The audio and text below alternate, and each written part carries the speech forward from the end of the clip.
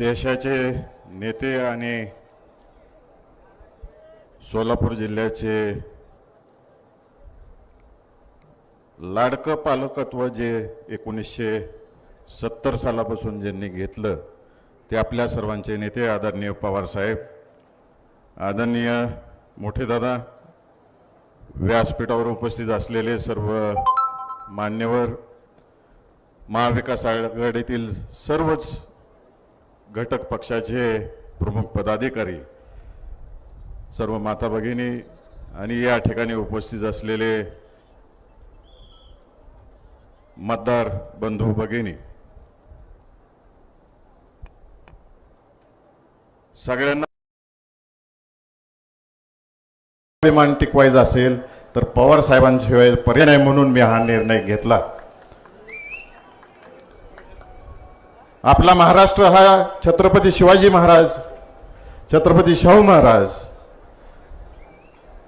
Bharat Ratna doctor Babasaheb Ambedkar, Ahilyabai Holkar, लोकशाहीर अण्णाभाऊ साठे, महात्मा फुले, नरवीर उमाजी नाईक यांच्या पुरोगामी विचारसरणीचा महाराष्ट्र आहे. मला आवर्जून सगळ्यांना सांगायचं आहे, हे पुरोगामित्व कोण टिकवू शकतं, तर स्वाभिमानाने कोण टिकवू शकतं, तर केवळ आणि केवळ पवार साहेब टिकवू शकतात. म्हणून आपण सगळ्यांनी त्यांच्या मागे जायचं आहे. आज आपण पाहतो, सगळ्या वक्त्यांनी सुद्धा आपल्या भाषणात सांगितलं, देशभरातील शेतकऱ्यांची काय अवस्था आहे, महिलांची काय अवस्था आहे, युवकांची काय अवस्था आहे. शेतकऱ्याच्या शेतीमालाला भाव नाही कसला, दुधाला दर नाही, कांद्याची परिस्थिती काय आहे, दर यायला लागला की एक्सपोर्टला बॅन आणलं आणि दर खाली घसरले. लोक सांगत होती मला फिरताना की भैया गेल्या वर्षी 3 लाखाची पट्टी मिळाली, आता फक्त 1 लाखाची मिळाली. कुणी वाताहत केली? त्याच पद्धतीनं आपल्या उजनी धरणाची अवस्था काय केली? साहेब, जिल्ह्याला कोण कारभारी राहिलं नाही 2009 सालापासून. दादांच्या पालकमंत्री काळापासून आजपर्यंत कोणी वाली राहिलेलं नाही.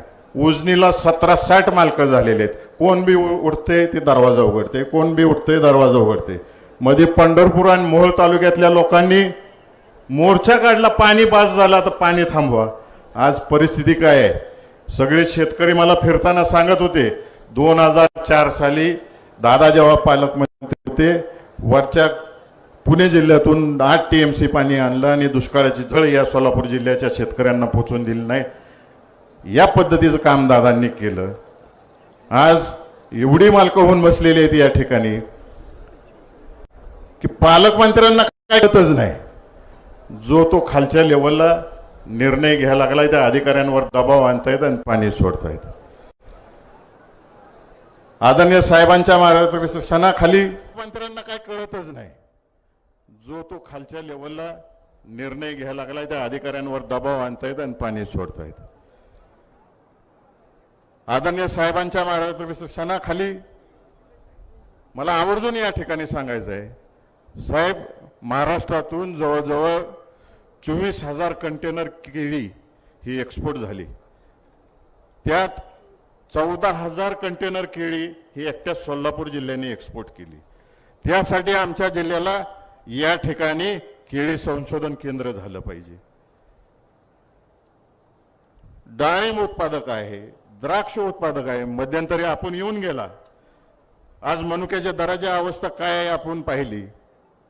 आणि हे सगळे जर रांकेला लागायचं असेल तर आपल्या नेतृत्वाखाली आज जी नवीन पिढी सोलापूर जिल्ह्यात उभी राहते, तुमच्या मार्गदर्शनाखाली आम्हाला प्रत्येक विधानसभा मतदारसंघामध्ये शेती प्रक्रिया उद्योग उभा करायचे आहेत आणि इथल्या मुलांच्या हाताला रोजगार मिळेल या दृष्टिकोनातून प्रयत्न करायचा आहे.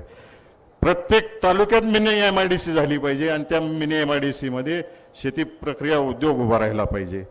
त्यासाठी आपल्या मार्गदर्शनाखाली माझी उमेदवारी आहे.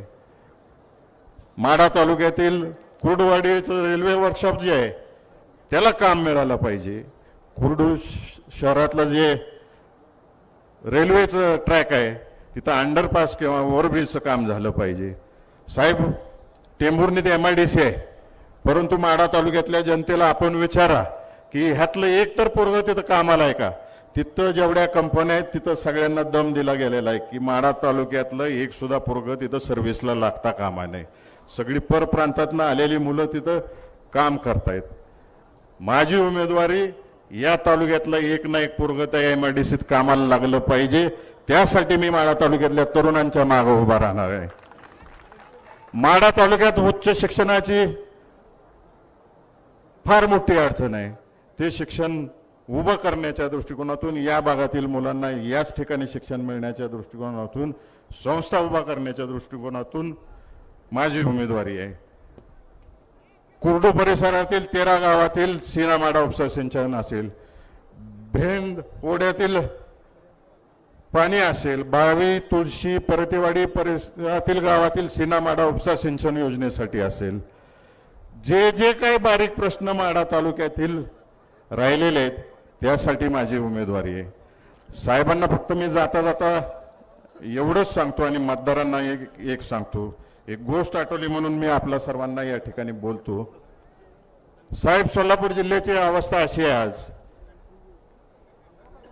की माझ्यासारखा एक, जर 2 मिनिटं बसा सगळी, माझ्यासारखा एक शेतकरी तरुण सरपंच एका खेडेगावात असतो आणि त्या गावात एक नवीन कॉलेज उघडलेलं असते आणि त्या कॉलेजच्या गॅदरिंगच्या कार्यक्रमानिमित्त त्या ठिकाणी प्राचार्य त्या सरपंचाला निमंत्रण द्यायला येतात. गावचा एक साधा भोळा सरपंच असतो, तरुण असतो, नेहरू शर्ट धोतर घालायची सवय असते त्याला. आणि तिथं तो प्राचार्य आल्यानंतर सरपंचांना म्हणतात की संध्याकाळी गॅदरिंग आहे, तुम्ही उद्घाटनाला या. सरपंचाच्या आजूबाजूला कार्यकर्ते बसलेले असतात. त्यात एक बिरकी कार्यकर्ता असतो, म्हणतो सरपंच येतात, परंतु सरपंच म्हणतात नाही बाबा, तहसीलदारला घेऊन जावा, बीडीओला घेऊन जावा, माझं काय काम आहे तिथं. सगळे आग्रह करतात, सरपंच ते आमंत्रण स्वीकारतात. आमंत्रण स्वीकारल्यानंतर सगळे जी मंडळी कार्यकर्ते बसलेले असतात ते सरपंचाला म्हणतात, तू काय शर्ट पॅन्ट घालून जाणार काय. ते प्राचार्य कसा आलता बघितलं का, शर्ट पॅन्ट सूट बूट घालून आलता. कॉलेजची तरुण बरं आहेत, तिथं शर्ट पॅन्टच घालून गेलं पाहिजे. ते तर आयुष्यात कधी शर्ट पॅन्ट घातलेलं नसते. त्या सरपंचाला सगळी कार्यकर्ते मंडळी घेतात, मोडणीमला येतात, शर्ट घेतात, पॅन्ट घेतात, पुन्हा गावाकडे माघारी निघून जातात. गावाकडे गेल्यावर घरी जाते सरपंच, जेवण करते. जेवण केल्यानंतर बायकोला बोलवून घेते खोलीकडे, शर्ट घालून दाखवते, पॅन्ट घालून दाखवते. पॅन्ट थोडी लांब झालेली असते. मग बायकोला सांगतात ही पॅन्ट घ्या, अमुक अंतरावरती कापा, टीप मारा, कपाटात ठेवून टाका. बायको म्हणते आत्ताच जेवण झालीत, मला धुणी भांडी करायचे आहेत, तुम्ही हे काम तुमच्या मुलीला सांगा.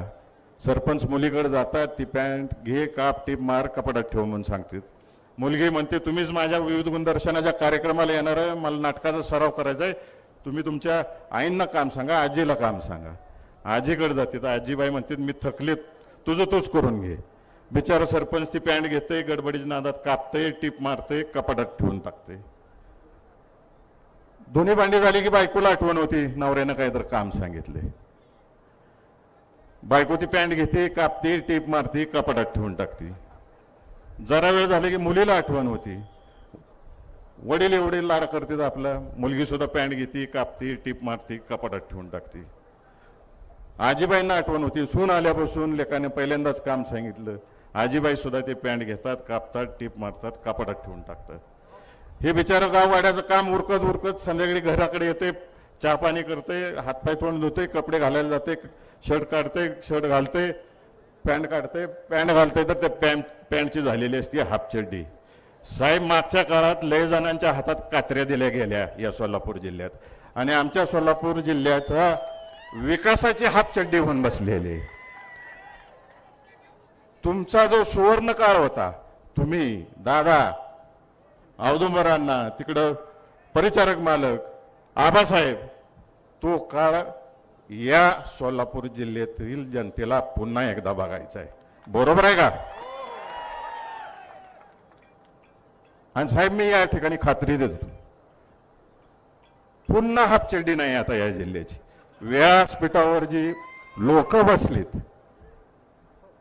ती तुमच्या आणि दादांच्या मार्गदर्शनाखाली पुन्हा एकदा तुमचा बाली किल्ला करून दाखवू, एवढंच बोलतो आणि माझी 2 शब्द संपवतो. जय हिंद.